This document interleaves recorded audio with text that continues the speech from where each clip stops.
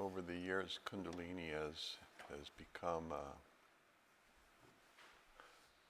a word associated with a lot of drama and serious psychotic breaks. Remember, there was a book by a guy named Lee Sanella in the early 70s who talked about the dangers of Kundalini, and even today I note on the internet there are people who are promoting themselves as therapists with a speciality in treating Kundalini disorder. And this all sort of frankly pisses me off in a way, because it just demonstrates a profound lack of understanding about Kundalini.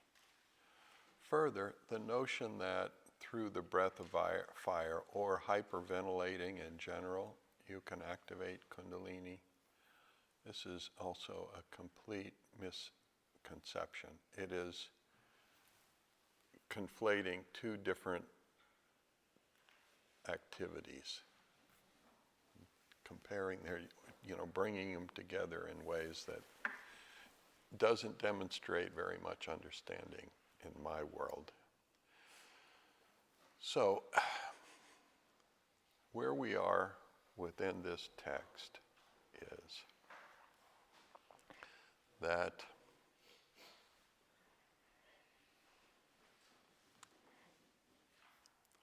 the very nature of everything is founded in resonance, in vibration, which, because it is resonance on a cosmic scale, resonance that is beyond the capacity of our mind to judge a beginning or an end to. A resonance that is a field, a resonant field, interacting with itself on the grandest of scales,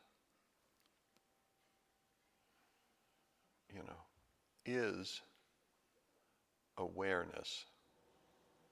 This resonance, as outlined in the Spandakarikas, for those of you who need a scriptural or some kind of a basis for this discussion, the Spandakarikas, which is considered to be the second text, a revealed text in the emergence of Kashmirian Shaivism, and is supposedly written by the disciple of Vasgupta, whose name was Kalada, also a Kashmirian yogi scholar. That the Spandakarikas lay out the notion of spanda, which is resonance or vibration, and lays this out as the nature of awareness itself. Now, I had a little discussion this morning, so I want to mention to you again that while the translators of the texts, and this, goes back a while, translate the term chitta as consciousness, I personally, after many, many years of consideration, think that this translation is a mistake, and that the way it should be translated is chitta is awareness, not consciousness. Consciousness is slightly different, and it's laid out, that distinction is laid out in the structure of this text itself, because how the text is describing, everything. And if I say the universe, I hesitate to use that word because the universe, the way we are conditioned to think of it, is a material thing. Stars and the planets and space. And as I started out talking about this text in this series of talks, to me, the universe is something that we know a little about, but we don't know a lot about. And what this universe that we exist in actually is, we do not know. Because, for one thing, light exists in frequencies, that are vastly, like billions of times, maybe even trillions of times more frequencies than is available for our visual cortex to negotiate with. We see this much of the universe. And what is beyond the range of our ability to see, we do not know.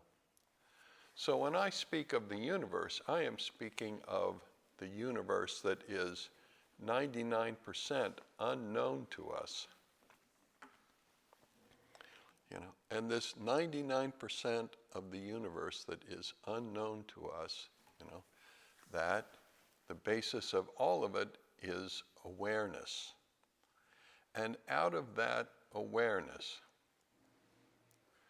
that resonant field, and which automatically is self-aware, it is self-emergent. That awareness, gives rise to what is called Chaitana in the text. Chaitana we can think of as consciousness. Chaitana is the level of self-awareness that is self-cognizing, meaning it is aware of itself, and in its process of self-cognizing, it is also self-conceptualizing. It's building a cognitive framework. So then Chaitana means universal mind. Now the distinction here when it comes to universal mind, and the reason why this subjective awareness is given the name of a deity, in this case Shiva, but it could, in other cases, it's the goddess. And Shemaraja, as an aside, as we'll discuss later, in the last sutras in this text is reinforcing, he's emphatically stating that the basis for his work, and he's reminding Abhinavagupta in a way, that the basis of his work and the basis of all of Shakta Shaivism is in fact the Krama transmission. So, and we'll talk about that a little bit later too. But the universe is awareness that is aware of itself and therefore is the supreme subject. The thing about this supreme subject that makes it distinct from us and very difficult, for us to project ourselves into, is that this supreme cognizing awareness, self-cognizing awareness, has no ego. It has no ego, meaning it has no conception of other, because there is no other. So it's not possible. This ultimate subjective awareness has no ego, and therefore it has no judgment. This transcendent, pure being, which is the fundamental state of everything, is in its process of self-awareness. It is joyful, completely joyful. The term is blissful in its own identity. It resides in a meditative state, in the meditative state, which is the blissful ground of all being.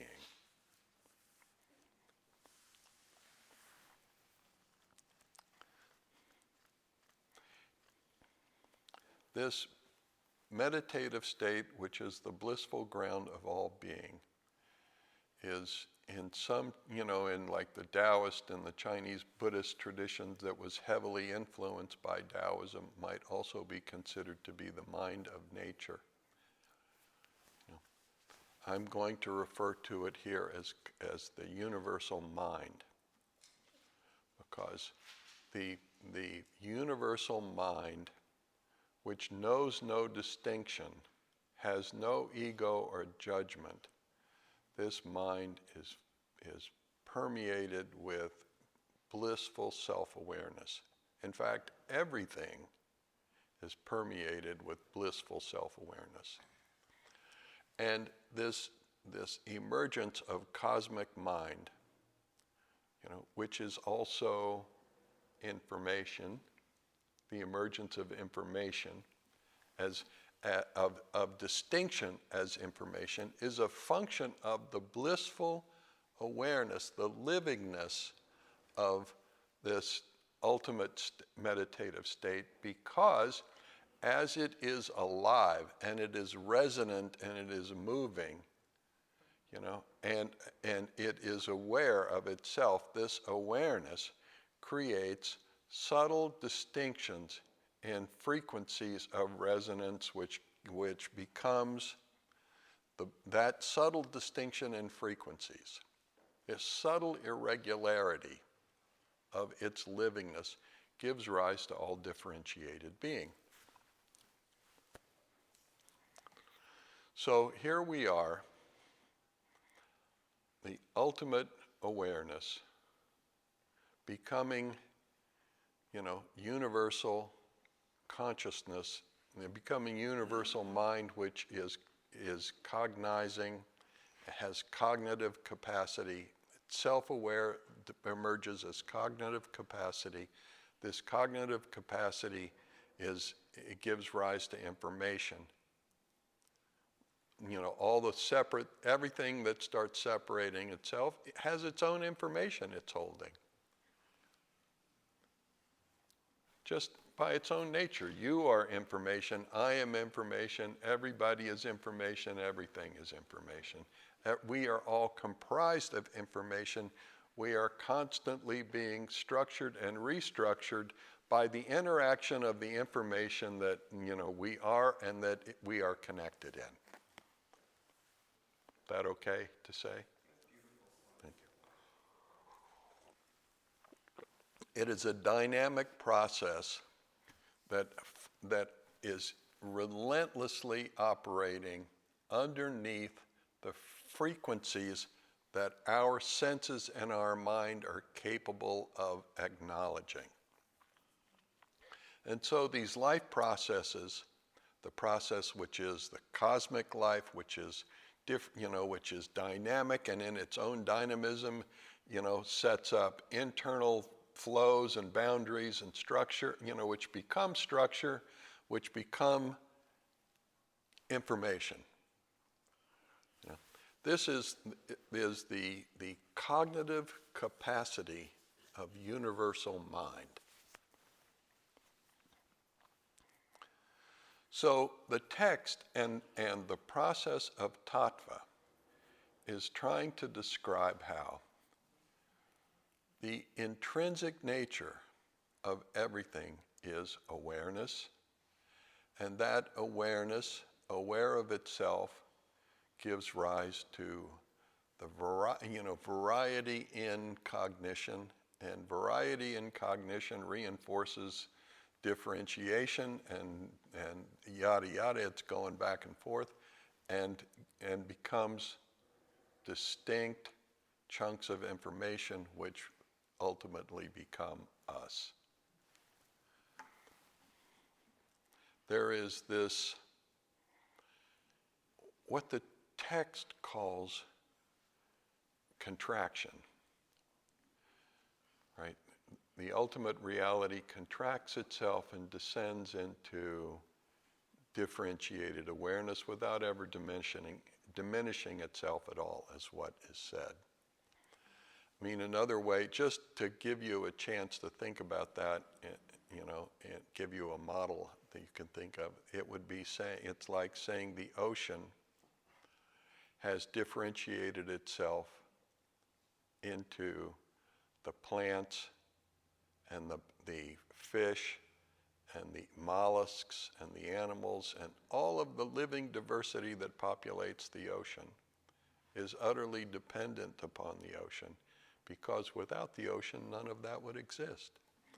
And all those creatures that live in the ocean that would not exist without the ocean are in fact nothing other than the livingness of the ocean and the ways in which, cognitive process becomes chemical interaction, which becomes, really becomes information, which becomes interaction, which becomes chemical interaction, which is biochemical interaction, which becomes distinct living creatures populating every crevice of the environment.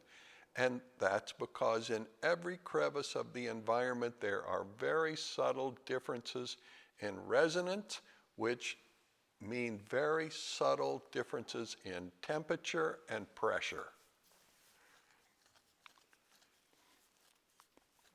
If we want to bring it all the way down to the physical, subtle differences in temperature and pressure give rise to, whole ecosystems that are distinct and in time. And the example I want to use is as climate change happens, as oceans warm and cool, as chemicals, as carbon levels in the ocean rise and fall, as sulfur levels in the ocean rise and fall, as ash levels, all the ocean chemistry is constantly changing. These environments are constantly changing with them and forcing adaptation, which is the number one, demonstration of consciousness, is adaptation.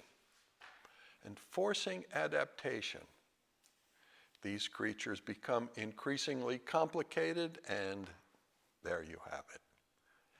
And we can think of the earth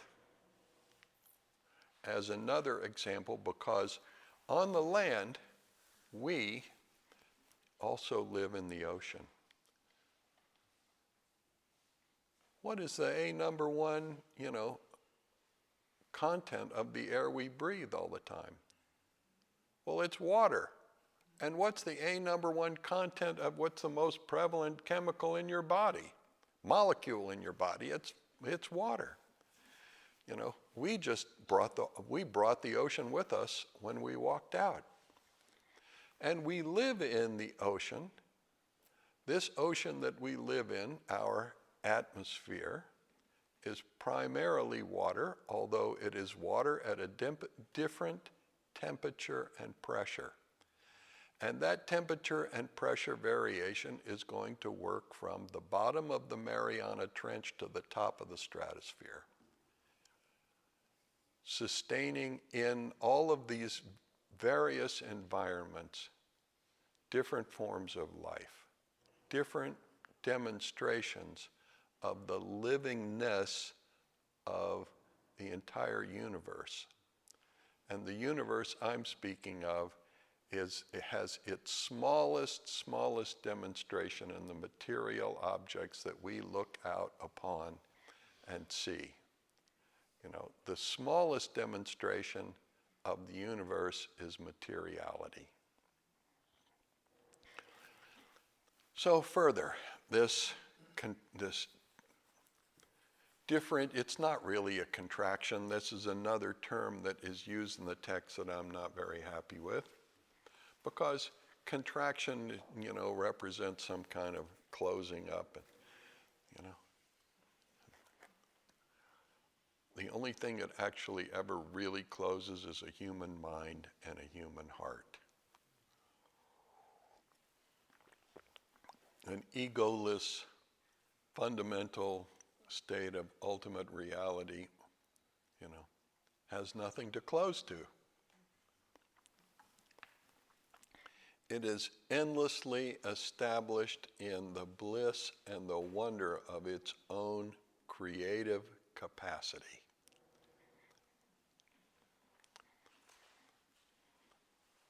And there is no threat. Anyway, we'll talk about that next. So, the universal mind further differentiates itself and its turbulent processes. Now, I mentioned this to you earlier, but this is where it gets slightly complicated, and I don't have, like the smoothest of transitions, the smoothest language. I haven't exactly talked like this very much before, but from the universal mind, there is a turbulence that establishes differentiated beings. And that turbulence is very much, for me, like the turbulence in a river that manifests itself as a whirlpool. A whirlpool. Or the turbulence in the air that manifests itself as a tornado, or even hugely larger as a hurricane or a cyclone. Now, what is the shape of a whirlpool, a hurricane, or a cyclone? It is a spiral. It is a spiral. Chris Jackson pointed out to me, our brilliant friend Chris Jackson pointed out to me not too long ago, that the shape of total uncertainty that total uncertainty has a shape is astonishing. And Chris, what is the shape? It's a spiral.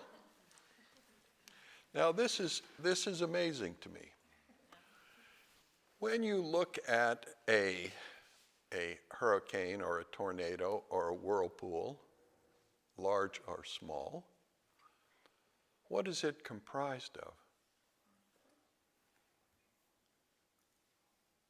Well, if it's a whirlpool, it's just water. There's nothing other than water there. If it's a tornado, there's nothing other than air going on. Well, there may be a few cows and a bunch of barns and some road signs and an automobile or three flying around in there, but in and of itself, it is just air. It is a turbulent field that has differentiated itself due to the extreme variations in temperature and pressure that then, is transforming its environment. So I want to suggest to you that the process by which individuated living beings manifests itself is, in the form, this turbulence in living awareness manifests itself as spirals in human beings. Each of us is a spiral. We are a spiral spun out of cosmic mind, a spiral spun out of cosmic mind that becomes a differentiated expression of cosmic mind in space-time. So each of us is descended, each of our minds is descended from the mind of God. Each of our minds is forever established. The basis of each of our minds is the mind of God and nothing else. And it is the livingness of the mind of God that manifests our individual mind. And I know I mentioned this to you in an earlier talk in this series, but I want to say again that, this process of differentiation is nothing other than conscious energy. We are nothing but conscious energy. And just as in the case of the universe, we are quite confident that we can only see a very small amount of it. And when we think of ourselves, we think about the smallest amount of us, our body. But in fact, we are vastly larger than most people are ever aware of, vastly more sophisticated in our manifestation than we are ever aware of. That's kind of a shame. We are this expression of the breath of God. Where'd you ever hear that before? And nothing else but. We are nothing but consciousness. Differentiated in turbulence that arises and subsides within the mind of God. And this physical body, and according to the text, because remember, the tattvas are descending from Shiva and Shakti all the way down to materiality. Remember that, the model that this text is giving us is that the mind, our mind, which is based in, which is an expression of the mind of God, this mind precedes the manifestation of the body. And we all think of our mind being in our body, but this is a completely a wrong understanding. Our body is our body is in our minds, not our mind and our body. And even as we sit here now, and with those of you who have training and practice, we are working in contact, alignment, and flow, and participating together in the experience of one mind.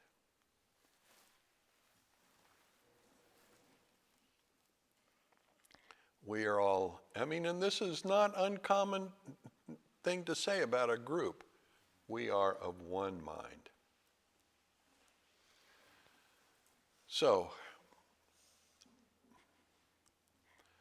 out of this understanding, his teaching, the creative energy, the conscious energy, the vibrancy, the vitality, the livingness of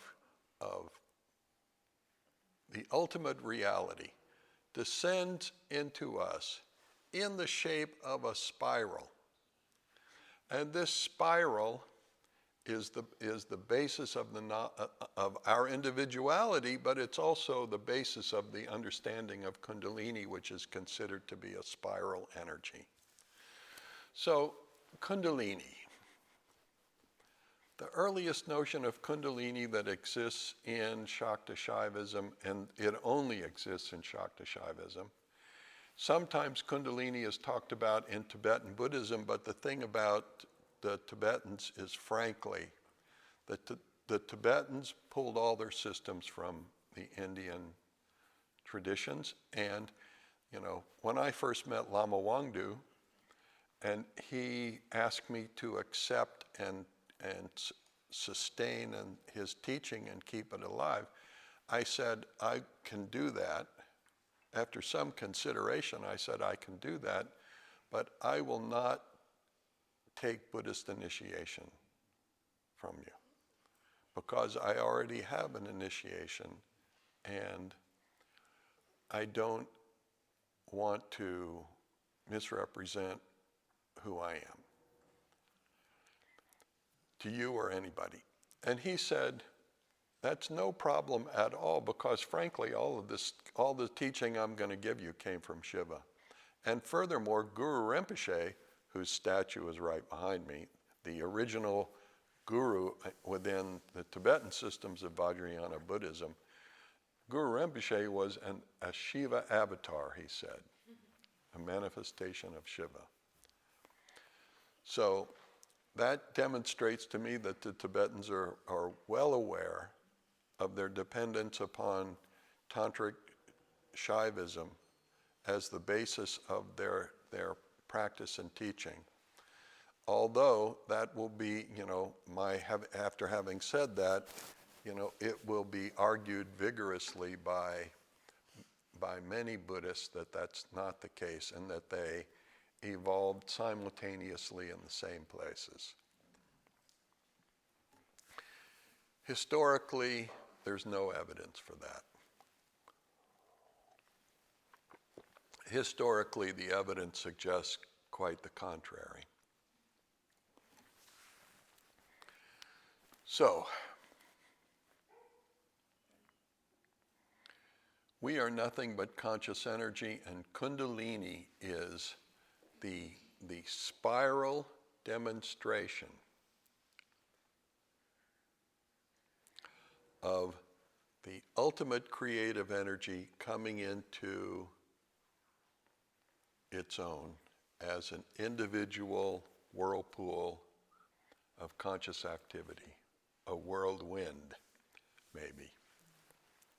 We are all whirlwinds.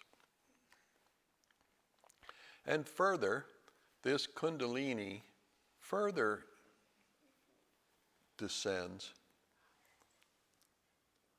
into a very distinct form, spiral form, which is fluctuating on a regular frequency, which then becomes Kundalini is also can be called Gayatri, but it is mostly called the breath of life. And this breath of life is the energetic basis of the respiratory process that sustains our physiology, our bodies. So, but first of all, in this structure, before it becomes the breath of life, the spiral structure organizes itself in the form of chakras, channels, and their intersections, which are chakras. And like the solar system, which, in which we live, all of the elements of the solar system are spiral, not, as we look at the way the solar system is actually moving in space, we can see that all the planets move in a spiral motion around the sun. All the chakras and the channels, distribute their vitality, distribute the vitality of the ultimate reality in the form of the structure of the chakras and channels. And so this body, and acupuncture is also a healing modality which is based on this understanding that there's an energetic structure underlying the organization of this body, which can be used to resolve many different kinds of pathology that obstruct or undermine the ability of a person to demonstrate the highest potential in their physical life. So Kundalini is the vibrancy of the mind. It is, and let me back up. Kundalini is said to manifest in 3 stages. One is para Kundalini. That is the life of everything, the livingness of the cosmos, from its most finest to its, dimensions of self-awareness down to its least finest manifestations of physicality, materiality. Para Kundalini. The next is Chitta Kundalini, the vibrancy of the cosmic mind that has descended to the level of cognition and perception. We are sitting here full of awareness, manifestations of a cosmic mind that has become singular, differentiated, and we are, participating in the cognitive and perceptual capacity of the ultimate mind, as a through our own individuated minds. And each of us, as we take in this talk, and we take in all of the space in the room, there's so many levels of perception that is going on for us right now that we aren't even aware of. You're kind of aware of my words from time to time when you're not lost in your own thoughts. But even in that, you're taking in the space, you're taking in the amount of light, the quality of the light, you're taking in the room, you're taking in the furniture, you're taking in the other people. We're taking in everything constantly, even though we haven't dialed this stuff up. We are participating in, and that information that we are taking in is going into specific places in our nervous system, informing us in specific ways, gross and subtly, about, our place in this space. We have become, Chitta Kundalini. We are, the basis of our existence is Chitta Kundalini. The vibrancy of our perception, that's our taking it in, and our cognition, which is how we organize it. Because all this information, all of these bits of perception that are going on, both consciously and not so consciously, that gets organized in our nervous system, and that is the basis upon which we imagine that we are making decisions and, choices. That's a whole nother discussion, free will. So,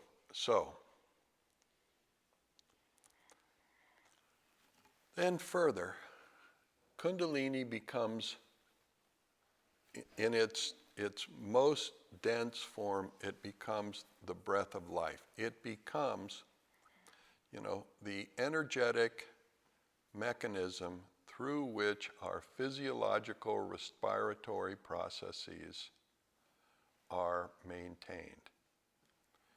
You don't have to think about breathing, thank God. Otherwise, we just wouldn't exist. You don't have to think about breathing because you are being breathed. You are being breathed. You're not breathing. You're not doing it. It's doing you. In the same sense that, you are not this body. If you're just defining yourself as this body, you are denying yourself access to the hugest, vastest part of your creative resource. Your individuated creative resource, we're not speaking about any kind of divine processes. So, and in this material dimension, material physical dimension, in which your physical body has manifested itself as an effect of the organization of an energetic structure. The Kundalini is the basis of our physiology. So, we are being breathed. Now, the fundamental problem that human beings face is a fundamental problem that was identified even in Christianity, and in Christianity as an expression of an issue which is people were aware of long before Christianity ever emerged and long before the Bible was ever written. And that is, what Catholics call, some of you are Catholics, I don't know much about Protestantism, but it's what Catholics call original sin. Right? Original sin. This whole notion was something that used to upset me terribly because, I had friends as a child that I was aware of were not baptized. They weren't Catholic. Some of the kids we played with in our neighborhood weren't Catholic. They weren't baptized. And I just thought, whenever I came into contact with the religion classes that happened every day at my grade school, I thought it's so unfair that they have to go to hell because they're not baptized. But original sin is ancestral trauma. It is the veil of tension that you are wrapped in and re-wrapped in and re-wrapped in. Ancestral trauma is the process of adaptation to climate change, for one, which becomes, an adaptation to climate change, creates scarcities, creates migrations, creates stresses on, physiological structures, and the human being's, basic response to it on the lowest level is violence. Let's get violent. Let's get hateful. Let's be shitty to each other. Let's kill people and steal their shit.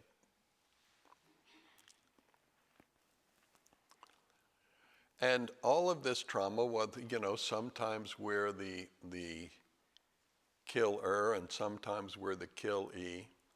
But all of this turbulence manifests in the field of human existence as climate change and just, and harshness to each other. Over time, within family systems, differentiates itself further as unique patterns of behavior. Inherited responses to pathology, which actually no longer exists.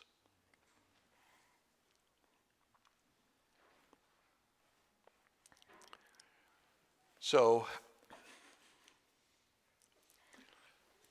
the breath of life, the fundamental basis of our physiological form and function, the breath of life, fluctuating within each of us 12 times a minute,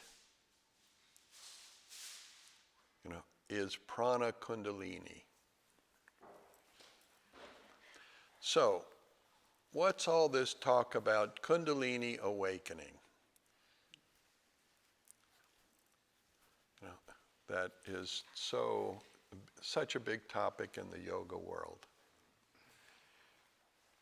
the accumulation of ancestral trauma compresses the range of motion within the energetic mechanism. You know, when our bodies sustain trauma, when our hearts and minds sustain trauma, this trauma builds up. You know, it's energy injected into an individuated system from the environment, and that energy builds up structure within the fundamental, you know, field of operation. Trauma obstructs flow. Flow then, you know, compensates, and you have complexity.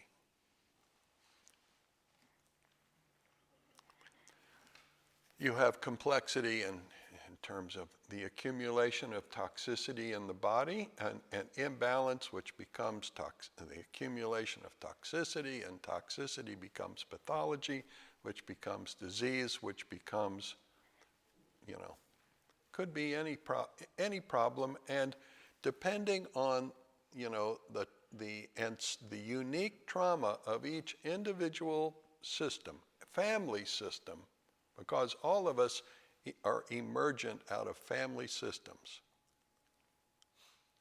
Each of those systems has its uniquenesses, and those uniquenesses determine to a large extent what pathology will be diagnosed as. You know, what it will look like.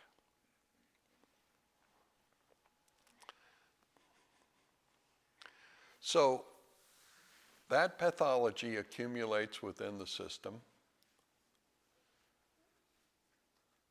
Trauma leads to pathology. Pathology leads to disease. It leads to physical disease. It leads to mental and emotional disease. You know, imbalance. You know, it leads to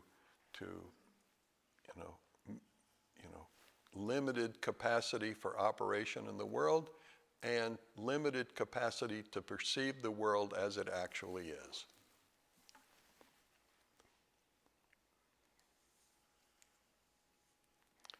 So, when we begin, and this is the state of the differentiated person.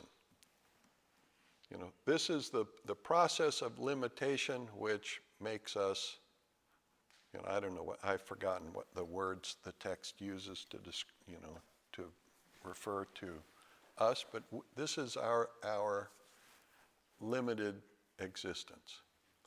And due to the pathology that is our original sin, our ancestral trauma, and the uniquenesses of the environment in which that trauma is manifesting today, and by that I mean environmental. I also mean social and cultural. You know, given all of the ways the energies in the environment operate, you know, we are unique. But for some reason, some people notice that there's something not right about this whole process, and they notice that there's something not right about themselves in this whole process. For some reason, some people notice their own pathology and become concerned about it. And you know, in one sense, this is the noticing, you know, that we are in some way not okay in this environment in our lives. And this is true of everybody is not okay, but only some people notice it. Most people are so busy compensating for their not okayness that they never notice that they're not okay. It's just output, output, output, output until trauma and pathology overwhelm them and they collapse. some people, for whatever reason, begin the process of thinking about this not okayness and trying to think about how to become okay. Now for me, I told you the beginning of this process, well, I had a religious background. And the wonderful thing for me, which I really do appreciate Catholicism for, is it told me to love God. It gave me a fundamental ground from which I could operate, which was that I was in this world to know, love, and serve God. That was my purpose. And in the time when, I started recognizing that, I was trying to find my way in the world and struggling. And in the process of struggling, I came to understand that first I blamed the world. First I was shocked to discover that nothing I had ever been told in my young life was ever actually true. And then I reacted against that. And then because the world absorbs infinite amount of energy from us and continues to give us back negative feedback, at some point I exhausted and had to look again to my own inner resource. And that's really when I started practicing yoga. And so the challenge for each of us is ancestral trauma, because that basically defines who we are. And in this process, beginning to address the lack of flow in our physical bodies. And for me, this was all instinctual in a way. My parents, my mom and dad together, probably smoked between 4 and 5 packs of Camels a day. And my brother smoked, and my sister smoked, and every friend that I had in high school smoked. And so I grew up in a cloud of nicotine, the lack, which I hated. And of course, at the same time, we were being fed, my mom worked every day. And so we were eating cornflakes for breakfast a lot of days. Actually, we were eating Frosted Flakes or Sugar Pops or Sugar Crisp. And, we were drinking as many Cokes as we could possibly afford. And so when I started to turn within, the first thing I started to do, one of the things I did was I wanted to get away from nicotine. And I did. And instinctually, as I started to address the movement in my body, I also completely addressed my diet. I stopped doing sugar. In 1968, I stopped drinking soda.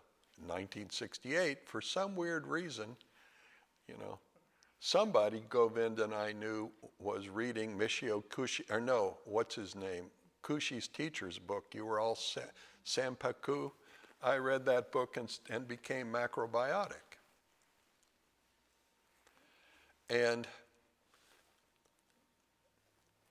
the process of doing yoga and changing my diet, starting to bring more flow into myself, and referring to that, because I had kind of needed to reestablish myself in my fundamental purpose. I started having some dramatic experiences that were the release of trauma in my physical system and the expansion of the prana Kundalini in my body, which started pushing out lots of tensions, which started pushing out lots of pathology that was accumulated in the cells of my body and in the systems. And these were some strong experiences. I would sit down and go into a trance for hours. And I experienced hours of bliss that were extraordinary. The thing about, and so this is Kundalini awakening. My Kundalini, the expansion of the breath of life in me, was happening automatically just based upon my turning my attention inside and holding within myself, an understanding that I was of my purpose and my process. The purpose was I was here to know, love, and serve God, or to know God and to serve God, and my process was to love God. And the only way I knew to do that was to access the love in my heart and bring it out for, God, the field, and to demonstrate that in my relationships with everybody that I came in contact with. Serving God, to love God was to serve God, and to serve God is to love and serve humanity. Serving humanity, for the most part, is an insult, which you will learn in the process of to love God ever more deeply. Because each individual in this world, no matter what their behavior and how we choose to characterize it, and we are all characterizing everybody's behavior differently, each person is a demonstration, a spiral demonstration of the vibrancy of the ultimate mind, the ultimate being. Now, it is fascinating to me, all this information became very clear to me when I met Dr. Becker. When I met Rudy, the first time I met Rudy, I looked at Rudy and I just felt my heart dissolve. I mean, I could literally feel, first of all, this kind of structure in my chest which just started cracking. And I heard it. When I looked at Rudy, I heard that structure in my chest go crack, whack. And that whack, I felt, move through my chest, and at that moment, I just started crying. My heart exploded. Some people, when that happens, they're going to start thinking, what's happening to me? What's going to happen to me?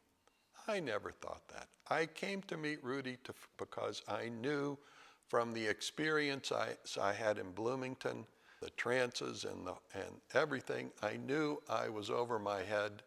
I knew I needed a teacher. I went to Rudy because I knew he was a teacher. And, so when I looked at him, I knew I was in, actually when I looked at him, I knew my life was saved. Now where I'm going with that comment is, I want to just digress and say, so I had this big experience when I met Rudy, but I knew what it was about. Other people who are turning within for whatever reason and start to practice and experience some kind of expansion of their own energy, when that happens, and when all of the increase of flow is demonstrated for them as internal turbulence, and maybe turbulence in the field of their life as well, you start saying, what's going to happen to me? What is happening to me? What's going to happen to me? And, if you're out there on your own without a community and a teacher, then you might, in the midst of asking all these questions, end up with a therapist. And the therapist is going to tell you, I don't know exactly what your therapist will tell you, but it is probable that if you tell them you're practicing yoga and meditation, they'll say, oh, you have Kundalini disorder or some such thing like that. And I'm making this segue to cover that topic specifically, because Kundalini as the manifestation, the spiral demonstration of the ultimate reality, cannot be a source of pathology. Prana Kundalini, which is the basis of your physical existence, demonstrates itself in the field of your life, in you and in your life, as health. Prana Kundalini is health.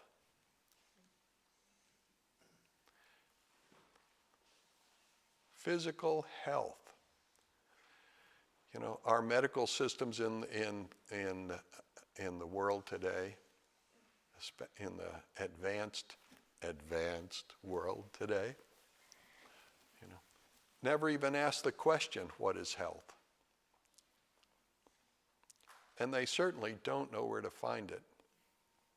All they know how to do is take your pathology and pound it deeper into your system with drugs. They are into suppressing pathology. But if you have structures that are ancestral trauma and tensions that are the immediate feedback of that ancestral trauma in an ever and changing environment, then that constrain the function, the action of your basic energy, and that energy starts to expand, what's going to happen to those tensions and even that ancestral trauma? The structures are going to break, and as they break, the debris, all of the effects and the materiality and the energetic frequencies of it are going to be pushed out. And so you might think, first of all, it'll emerge in your mind, and then it'll come out in your body and in your life, that everything becomes turbulent and unsettled and unstable, and you don't know where this is coming from and that's going, and so on and so forth. It's important, it's a really good thing to have a community and a teacher at this point too, because as these changes take place, a community and a teacher gives you positive feedback and stability in the process of this healing that is happening, that will allow the healing to be completed and you to achieve a completely different dimension of form and function. Just in your physical body. But because the body and the mind are intimately interconnected, the physical disturbances also bring up emotional issues, and the emotional issues, compressed, bring up physical illnesses, and so your mind is also going to be totally transformed. And you will think you're crazy. Other people will think you're crazy too. You know what? Who cares? The pain that we are exposed to through differentiated existence is crazy making. So we have to be able to, and here's the thing about the mind. The mind is a threat recognition mechanism. The mind looks at everything and first paints it as a threat. And the way in which we perceive these threats are unique to, our own family history and pathology. They are unique to the veil of ancestral trauma that we are wrapped in, but everybody's mind is a threat recognition mechanism, and everybody's mind is, tilted toward extremely negative. Our first reactions to everything that we're insecure, that provoke the boundaries of our ancestral trauma, is a negative response that reinforces our experience of our separateness, reinforces our ego, reinforces, our need to seek safety.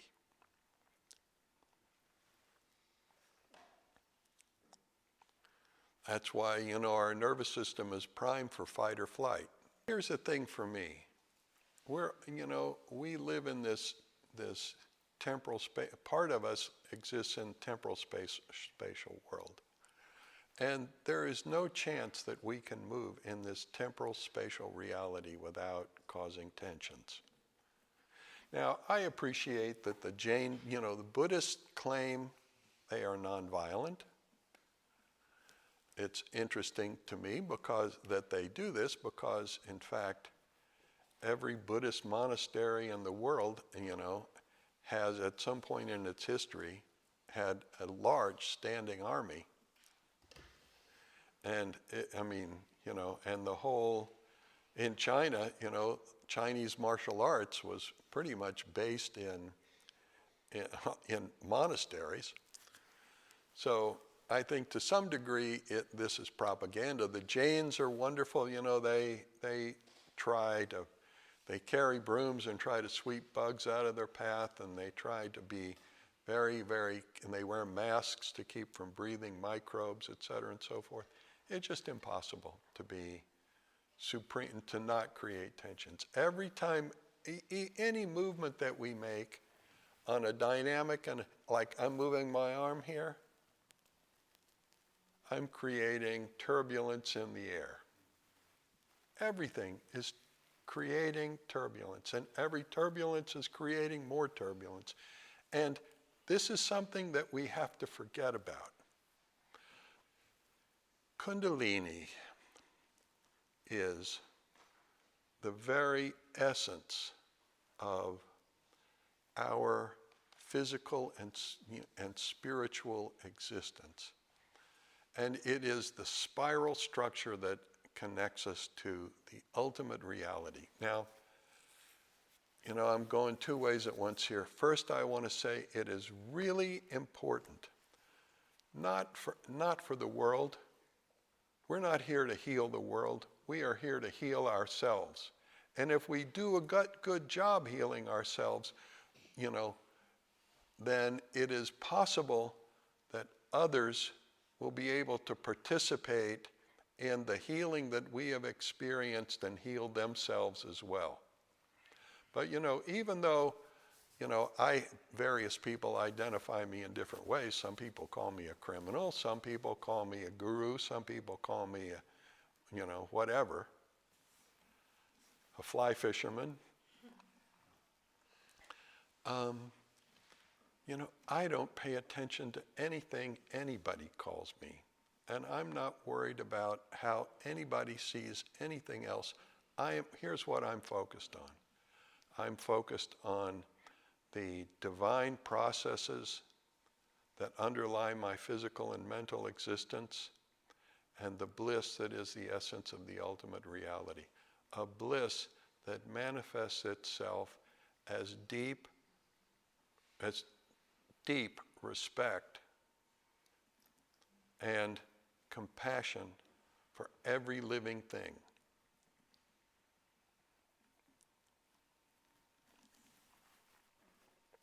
Because everybody is a manifestation of that ultimate creative force. So we're focused on contact, alignment, and flow. Contact, alignment, and flow is my terminology that I created, and those three words represent the meaning of yoga to me, but it's also contact, alignment, and flow is a practice or a conceptualization of a practice which is grounded in the krama, which is the source of this text. And I think that's kind of interesting, because when I came up with the language, which was in the mid-'80s, when I was teaching a lot on the vineyard, I was not aware that it was a part of the krama. That this, of course, at that point, nobody even knew what the krama, we heard the word, I may have heard the word, but I had no idea what the krama actually meant. So, Kundalini is ultimate creative energy descended into this material world. You know, when you look at a whirlpool, no matter what it looks like, how big, how small, when you look at a tornado or you look at a hurricane, even if you can only see the wind, you know, you are looking at only water or only air. And when you look at another person, you are looking at only conscious, ultimate creative energy. That's what you're looking at. And we can never see with our eyes the totality of the extraordinary processes that are manifesting themselves in the form of that person. You know, we can't know. And so it's really a good thing to stay extremely positive within yourself about everybody in your life. You may learn to avoid certain people or whatever. These kind of life processes will pull us and push us, but in our minds, it is important for us to stay extremely positive. And in our hearts, it is important to continually go back again and again and again and again and again and again and again to the joy, the bliss, you know, that is the loving. Joy and love are the same thing.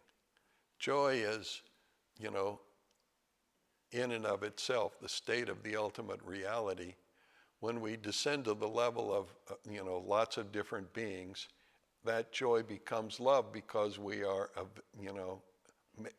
out of love, we are making our own joyful state available to others to participate in, and that's love. Love is sharing energy. That's what love is.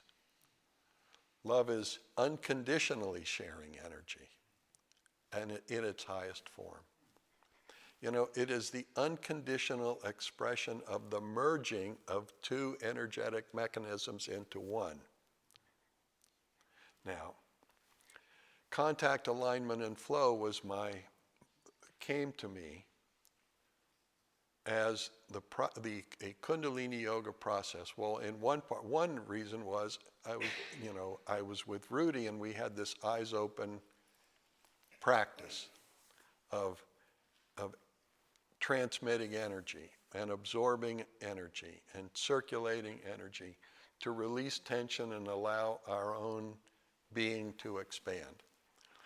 And I describe that open-eyed meditation practice as contact, alignment, and flow. But that is the coming together of people for the sake of establishing and extending healing in ourselves and throughout our environment. And it's important to have an intense commitment to that process if we are going to fully come into the appreciation of the divine dimension of our own being. We're healing our bodies, we're healing our minds, we're healing our world to the best of our ability.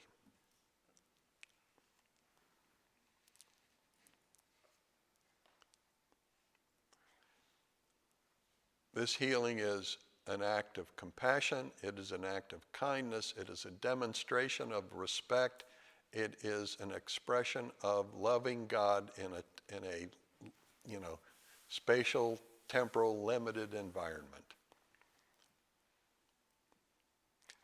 And meditation is the regular and continuous alignment of our mind and our energetic mechanism, our individuated mind and energetic mechanism in the cosmic mind, aligning our individual mind and the mind of God allows us the strength and the clarity to stay positive, to stay loving and kind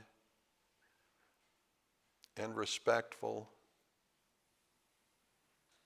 always, as long as we live until this body completely falls down, till its resources are used up and it's time for this whirlwind to subside again into the ultimate field. Now, my big realization about Kundalini, I would say the best education that I ever had about Kundalini came to me through my relationship with Dr. Roland Becker. How strange. After Rudy died, and he died in February 1973, after he died, I was invited to Dallas, Texas. And I went to Dallas, Texas in May, I believe, or I think it was in May of 1973. And when I was there, the student of Rudy's who I was friendly with, who invited me to teach there, introduced me to Dr. Becker.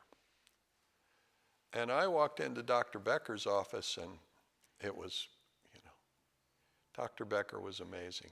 Dr. Becker was a cranial osteopath who was the assistant to Sutherland, who developed the field of cranial osteopathy. And Sutherland studied with Dr. Becker's dad, who studied with A.T. Still, who was the founder of chiropractics and osteopathy. So I became friends with Dr. Becker, and in fact was friendly with him from 1973 until he died in 96. And at the end of his life, I was the only person he would let treat him. I was the only non-physician he ever trained in his practice. And what I came to understand from my experience with Dr. Becker is, basically cranial osteopathy treats pathology and imbalances within the system based upon the fluctuation of the cerebral spinal fluid. The fluctuation of the cerebral spinal fluid is, totally intertwined with the manifestation of breath and breathing. And the energy underlying this fluctuation is prana kundalini. So the most physical demonstration of prana kundalini happens in the fluctuation of the cerebral spinal fluid. And it's very interesting to note that finally, in the last 4 or 5 years, the allopathic medical community has come to understand that the basis of the immune system is the fluctuation of the cerebral spinal fluid through the lymphatics back into the spine and the brain. The circulation of the cerebral spinal fluid through the lymphatics, picks up all the information from the entire system that is held in the cerebral spinal fluid and returns it to the brain, where the brain is informed and reacts.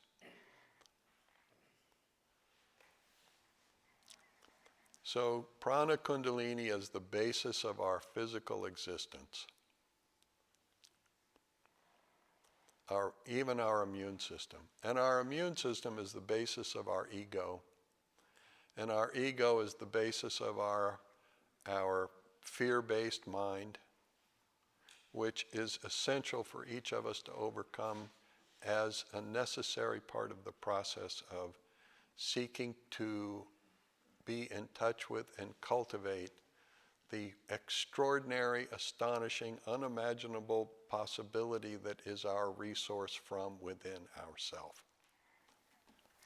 Health does not exist in a pill. It does not exist in a modality. it exists within us. And when we turn our attention within and engage our basic resources, health becomes available to us and it expands itself through our body, pushing out, dissolving trauma, pushing out pathology, and manifesting itself as vibrancy. Manifesting itself is an innate intuition about how we need to eat and behave and exercise and behave in order to expand that state of wellness. It also has a profound impact on our mind and our hearts, and our mind becomes healed. We become clear, limpid clearness. We become consummate perspicacity, making a joke. Limpid clearness and consummate perspicacity was a phrase that a German translator of Nyingma Buddhist texts, Longchenpa specifically, Gunther translated Longchenpa and pulled out of him a phrase that he translated as limpid clearness and consummate perspicacity. And I just laugh because I can't imagine, a great enlightened being using so many words in such complex language to describe anything. But our minds become clear and peaceful. Our hearts become uplifted and joyful. We move through our days with a sense of peace and happiness that allows us to, connect with others, to endure the eruptions in their own pathology, to hold the space of loving kindness and ultimately profound respect for all living beings. That is a hallmark of and a foundation of enlightened living.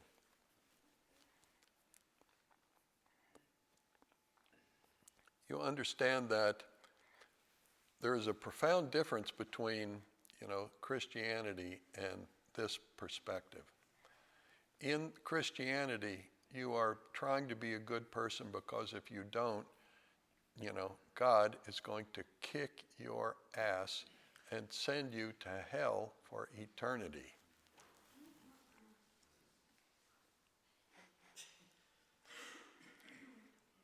But we are doing this not out of fear of anything. We are doing this out of love and appreciation for the opportunity that somehow we have been blessed with to ever more increasingly and fully participate in everything that is good and noble and wonderful about ourselves as human beings. We have been given the opportunity to grow what is wonderful about us. And in so doing, to be a vehicle for the expression of an unimaginable possibility, which in its grossest form is a wonderful life for ourselves and for the people that we share our life with. Or rather, I should say, the people who choose to share their lives with us. Because at this point, we are sort of acknowledging the limitations of our agency, our willpower, and simply, being a person who is accepting, what life gives us and honoring what life gives us and cultivating and growing and giving back to what life gives us so that life can give us more. Flow.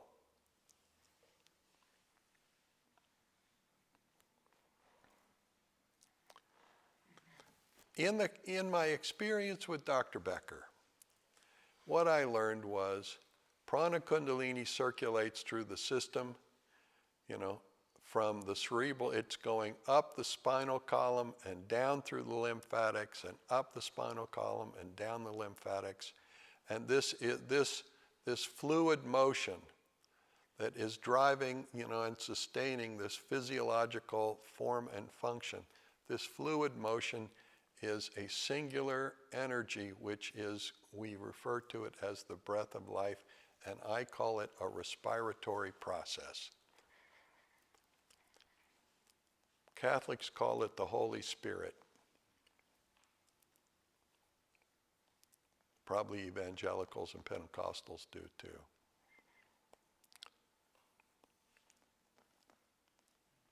But, Pentecostals and Catholics and evangelicals conceive of it as something separate from them.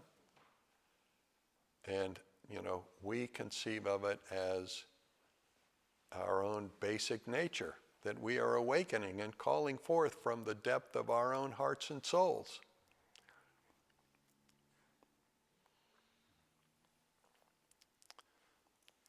And Catholics and in general, Christians are calling for this to save their asses from the devil.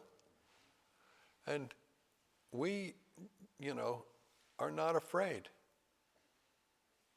We're not afraid to die, and so we're not afraid to live. Because we have experienced supreme love and joy and bliss, and we have profound gratitude in that context. So this circulation of the energy is actually, the circulation of the fluid is driven by a pulsation in the energy, a respiratory process. Squeezing the energy up and letting it come down. Okay. So inside, a further subtle distinction that happens in this process is, and Dr. Becker taught me this, there's the first tide, the tide that is the breath of life, the cerebral spinal fluid, the fluid tide that delivers that information about the body to the nervous system and is constantly driving this process of physiological adaptation. Inside that 12 times a minute breath of life happening, there is another process that is what the osteopathic community calls the spiral tide. The spiral tide. The spiral that is the whirlpool that underlies your individual existence. The spiral tide, the energy that is Chitta Kundalini, your individuated mind, which is totally arising out of and subsiding into the mind of God.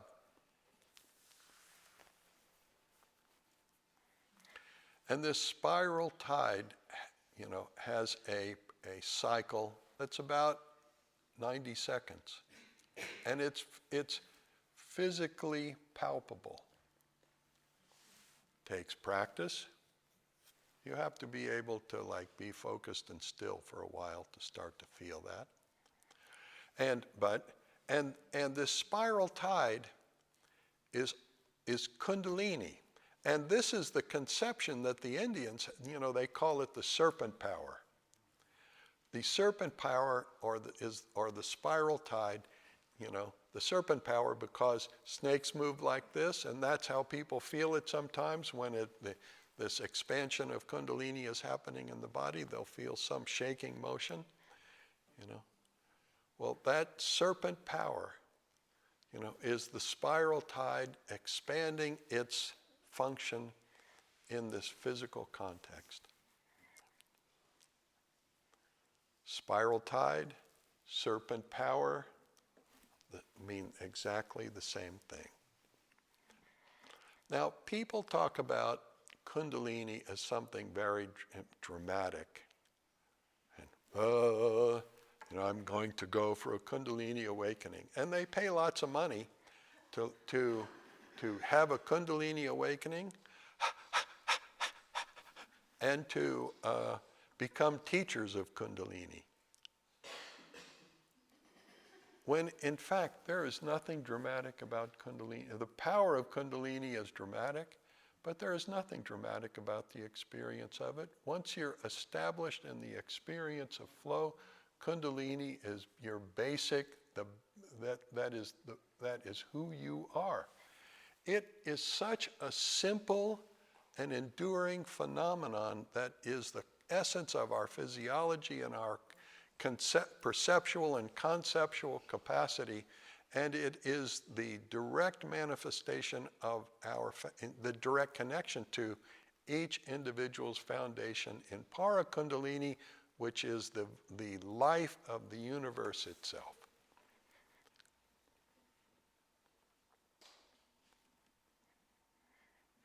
There's nothing dramatic about it.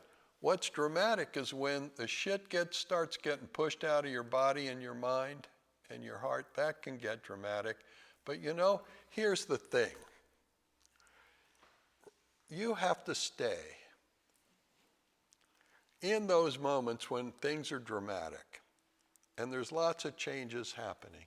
You have to stay in your positive, respectful, kind, caring, ultimately loving mind, facilitating the flow that has gotten you into this dramatic process, this transformative process in the first place, and holding yourself in that process as it unfolds, so that you can complete that process and enter into a new stage, a finer state, a deeper, finer state of being, in which you are more aware of the connection between your mind and the mind of God, moving toward, ever increasingly moving toward a complete dissolution between any distinction, or dissolution of any distinction between your mind and the mind of God, because ultimately there is only one mind. And that, you know, whether it's in Shaivism or in Buddhism, is the same understanding exactly. You know, there is a term in Buddhism called Buddha mind. That is the recognition that each individual, each of us, has emerged out of the mind which underlies the manifestation of all life on earth and the planet itself. And, you know, it's amazing, isn't it, that Kundalini and chakras and channels is a perfect analogy to the structure and the function of the solar system and its planets. That to me is kind of hard to comprehend, but that's how it is. And, you know, it becomes really important that we keep the flow going and hold to the highest possible place within ourselves. And in that context, I want to share with you that the thing that came to me when I was really in the most dramatic part of my own personal process, which was, you know, even before I met Rudy, because after I met Rudy, all the drama was gone. You know, it took, I mean, there were lots of odd things still happening. I mean, Rudy used to like look at us or point at us, and he could send anybody into convulsions anytime he wanted. Like, there were sitting in the room with Rudy, there were people literally bouncing off the walls. People flying into the air, screaming. I mean, the kriyas that happened there, and that's the term for that, the kriyas that were happening around Rudy were amazing, intense.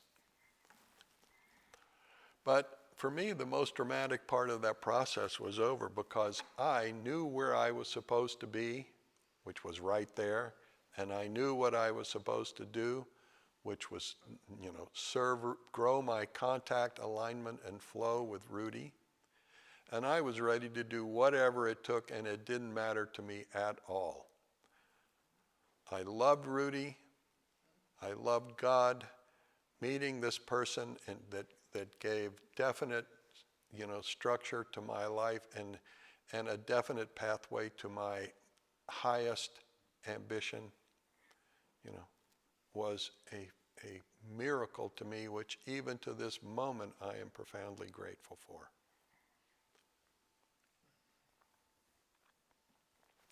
So, in the text, they talk about upper and lower Kundalini, restraining upper and lower Kundalini. That's asana and meditation. Asana is the restraint in the lower Kundalini because you are engaging in physical postures which constrain the fluctuation of the fluids in your body and the cerebral spinal fluid, in various ways to release tensions and promote flow in various muscle systems in your body. That allows for a realignment in the muscles, which allows for a realignment in the muscular skeletal system, which allows for a facilitation of your physical resources through your body in the form of health and wellness. And all of this, release of pathology, and then ultimately the dissolution of ancestral trauma gives us the possibility of enduring in a state of peace and bliss, which manifests itself, as a profound acceptance of all humanity and all the paradox and violence and conundrum and confusion that is humanity as a manifestation of a process which vastly exceeds what we are able to actually perceive and is totally beyond any ability that we might have to conjecture or judge what's actually going on. And so we abide in all of this tumult and all of this potential confusion with a great clarity because we don't engage in the negativity and we are connected to the joy in our hearts, not the fear that comes up when we question, along with the question, what's going to happen to me? And frankly, to take that to the extreme, if I died right now, I'm completely happy. Actually, I'm happier than if I don't die right now.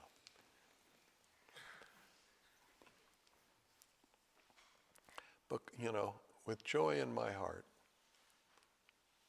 So Kundalini is a profound topic that is grossly misunderstood.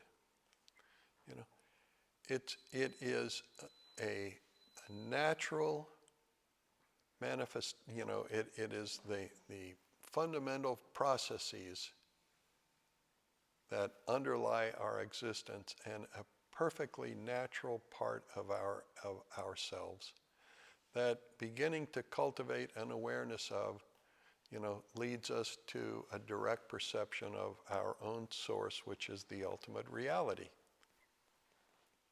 That's why Kundalini Yoga, consciously cultivating that the flow of the prana Kundalini leads to an awareness and experience of spiral Kundalini, which, then through the practice of contact, alignment, and flow reveals to us the total unity of everything. So, if possible, I will try next week to look at the specific sutras with you now that I've given you an overall background about Kundalini. And I will take a moment now to respond to any questions you might have before I stop. Tuscany. When you were talking about everyone being one mind, it reminded me a lot of bees because they're all connected and they also fly in spiral patterns. Yeah, the other thing about bees is interesting is they're incredibly discriminating. They go to the flowers and they collect the essence of the flower and they bring it back to the hive and they make honey. And for me, that perfectly demonstrates the yogic process, because it is really important that we have enough capacity to discriminate that, we walk through this world, it's a fucking jungle. It's a fucking jungle. And there is lunacy and danger everywhere. And that's true for bees as well. But the bees, they somehow manage to navigate right to the flowers. They take the sweetness of the flowers. I'm sure they observe they in their own way experience the color of the flowers and the fragrance, and they take the sweetness and they bring it back into the heart of their existence and they create honey. And that is a perfect metaphor for how we need to live. Our yogic perceptual process is to see the good in the world, not to pay attention to the garbage. There is so much garbage in this. In fact, the Club of Rome produced a book called Limits to Growth in 1970, which was the basis of the original Earth Day. The release of that book was the basis of the original Earth Day. And the Club of Rome said that humanity would not die from war or famine or climate change or anything like that. Humanity would die choked on its own garbage. It was our own pollution that would kill us. And we live in a world that is just completely polluted. But rather than have our hearts and minds crushed, and our own loving nature crushed by the pollution that has accumulated within each of our family systems, let's turn our attention to the finest, best part of ourselves, and let's see in the world the good in each other and the good that we can do, and let's just fly right on by all the garbage, and let's grow for ourselves in this life. Let us grow our contact, alignment, and flow with the good in the world and the good in each other until we become strong enough that we can expand our view even to encompass the pollution and the garbage, and appreciate that too is in some sense a part of a dynamic phenomenon that vastly exceeds our capacity to conceptualize.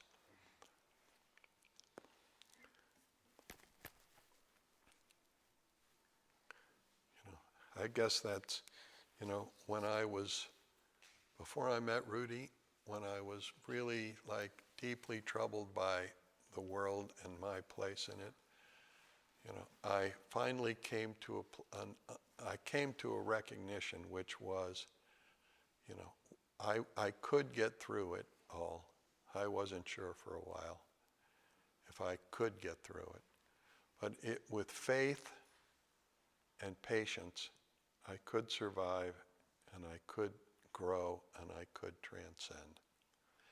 And so, that is still a basic mantra for me, faith and patience. And it is with faith and patience that we cultivate our connection to the positive within ourselves, the beauty within ourselves, the beauty in each other, and the beauty in this world, which ultimately we will be able to enfold all of the complexity within ourselves and the complexity in each other and the complexity in the world into a vision of the ultimate reality.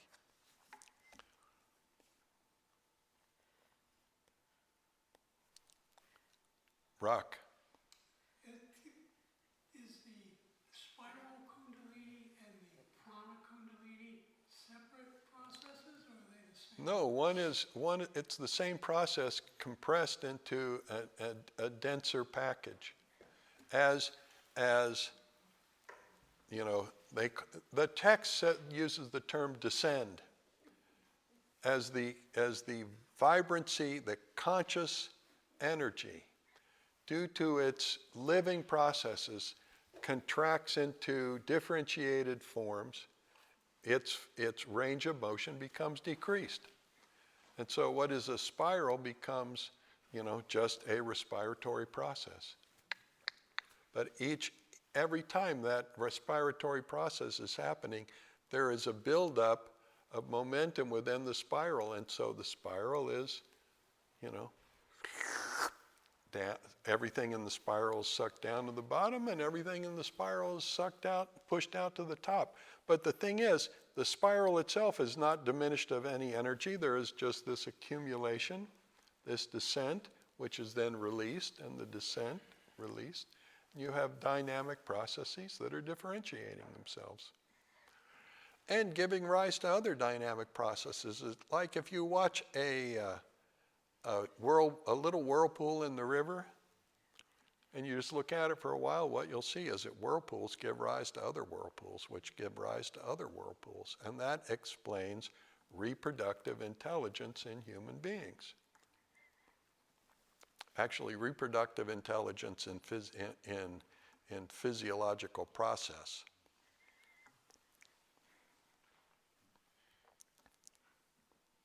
Now, I haven't worked every detail of that through. And the reason I haven't worked every detail of that through is because I don't care. I don't need to know. My job is to keep my heart open, to maintain contact, alignment, and flow, to facilitate that flow in my physiology and in my subtle body, my energetic mechanism, and to each and every day take the time to firmly connect my individual mind to the mind of God, allowing myself to align with that mind and trusting that as I align myself with that mind, I will be in the right time and the right place for everything that needs to happen for me and for you.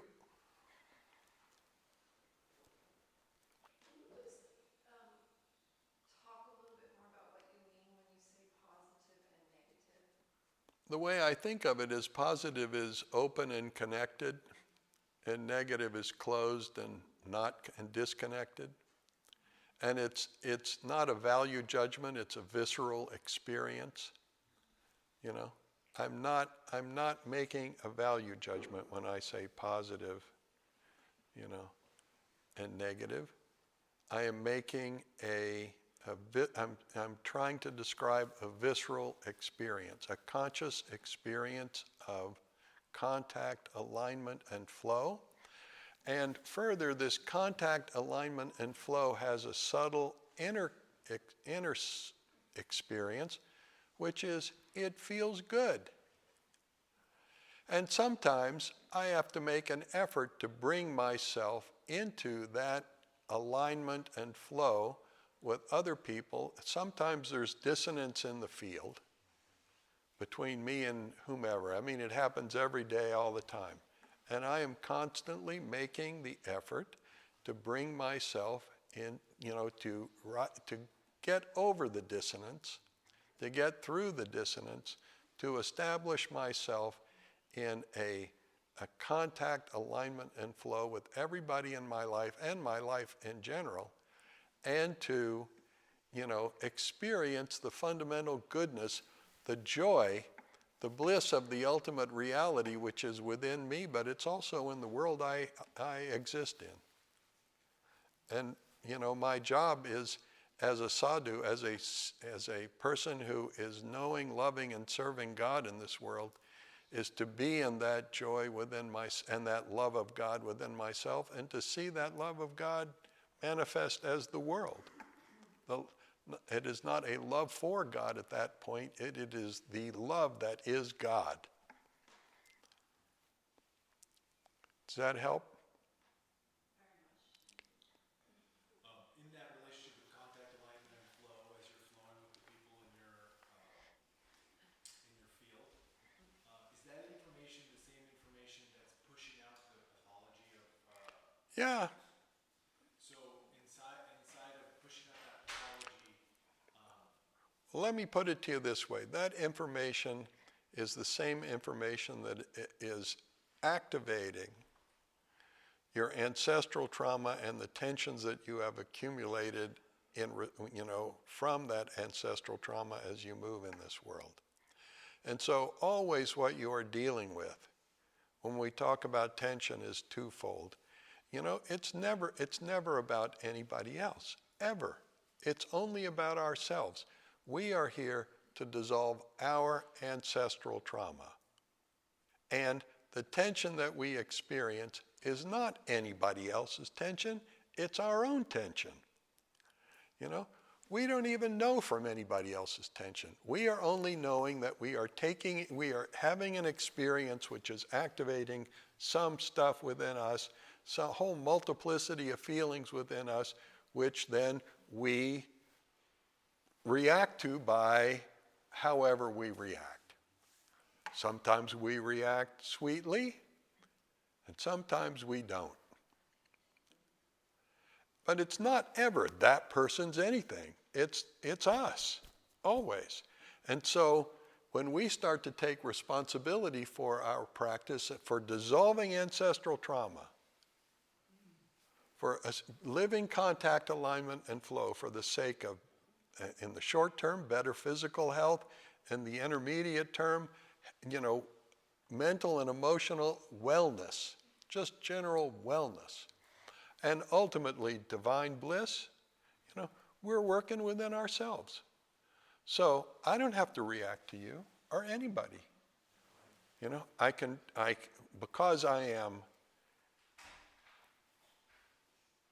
supposedly a teacher, I have come to understand that I'm not teaching anybody anything. But still, I stay in this place. I stay where I am and behave as I do, to try to demonstrate contact, alignment, and flow, and also to demonstrate taking responsibility for one's own tensions and one's own practice.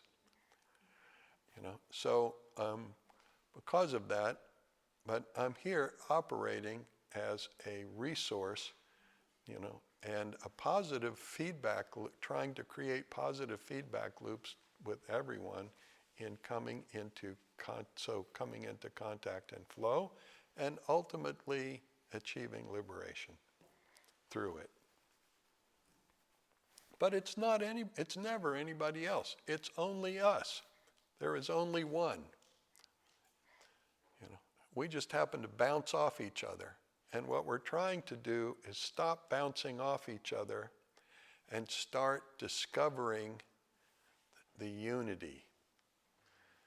That was for me with Rudy, and this is the krama, which I guess we'll talk about next time if there is one, is that we start to align ourselves and then experience our own energetic field merging into other energetic fields, and we begin to realize that there is a multiplicity of fields, but all of that multiplicity is an expression of one field, which is a living field, is a dynamic field.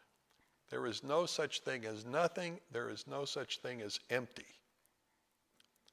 There is actually no such thing as stillness.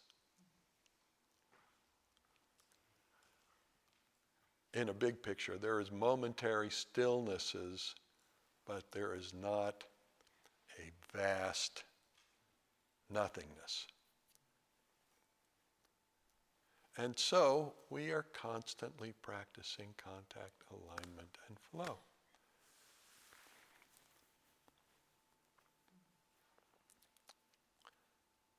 I can't make you be the best you can possibly be. I cannot make you do that. In fact, over the years, I have come to understand that I cannot make anybody do anything.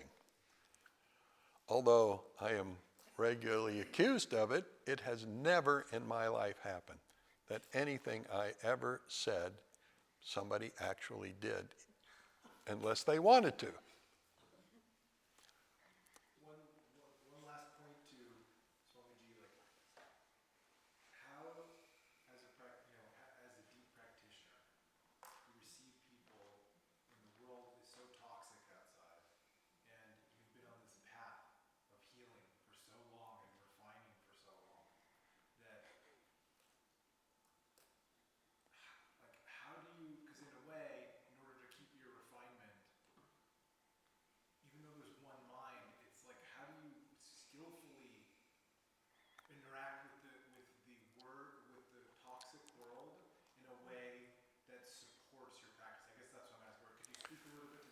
issue is, will we be constantly ground up in the turbulence of the universe and constantly spit out again and again and again, as part of a family system? Or will we break our entanglement in a family system and transcend to a perspective that is the entire universe, and in which the turbulences, the universe is our own creative capacity. The turbulence is our joy. The turbulence is not our fear or our compression. This is the issue. So, basically, James, I can say I used to be, completely fearless and truly just didn't have a brain in my head. I wasn't smart enough to be afraid of anything. And I just went out there and did it every day. I opened my heart. I just went out and did it. And I got thumped a whole bunch. And I could tell you the stories, but I have realized one thing I will make as an aside. The best Indian teachers, the most well-known Indian teachers, are well-known in part because they embrace the strategy of never, ever telling their own story or their stories. Never. Because human beings' capacity to weaponize other people's personal information and personal stories is just boundless. So, having said that, I will say that now that I am a little bit smarter, not a lot smarter, but a little smarter and a little more informed, the basic way I deal with the world can be described as little as humanly possible. Now, I have to work, you have to work. What kind of a lifestyle will you manifest in order to, sustain yourselves in a way that allows you some space from, first of all, that allows you to be healthy yourself and well and practice and grow. And in that context, how will you have a healthy relationship with the world that doesn't crush your soul? And for me, as you well know, I engage the world as little as humanly possible by now, because I appreciate the endless capacity of the world to misunderstand me, and I also appreciate my own, the limitations of my own ability to understand, because when you become a person who loves God, you're a lot like a drunkard, and which makes you delusionally optimistic and terminally naive, which is how I describe myself. So, as little as humanly possible. That's why, the people who really are able to accomplish an understanding of the unity of all things, historically have retreated to the forests and the mountains and the caves, and, who retreat from contact with humanity.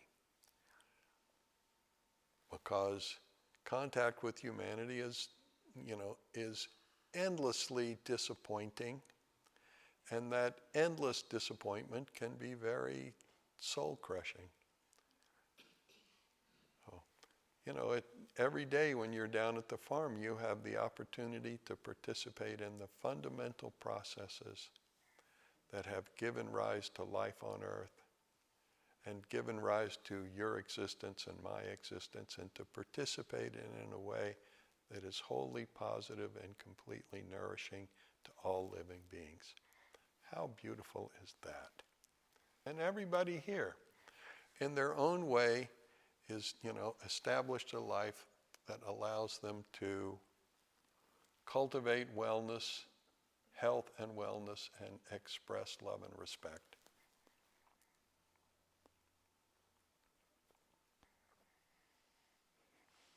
So, thanks everybody. That's, Kundalini is profound. It's very deep, extraordinary topic, but it is not very dramatic. It's going on in everybody all the time, constantly. If it ever was, Kundalini awakening is actually, in fact, a nonsense term, because if Kundalini ever went to sleep, you would cease to exist in that very second. You would not exist. Not only would you cease to exist, if Kundalini ever went to sleep, you would cease to have ever existed. Think about it. Because Kundalini is what, within Kundalini, all the information about your existence is present. If it stopped being present, your entire existence would be gone. Poof. And that Kundalini, that Chitta Kundalini is very interesting in that its shape is the same shape as total uncertainty. The total uncertainty, which is the unimaginable possibility which is present in the heart of each of us. Thank you very much.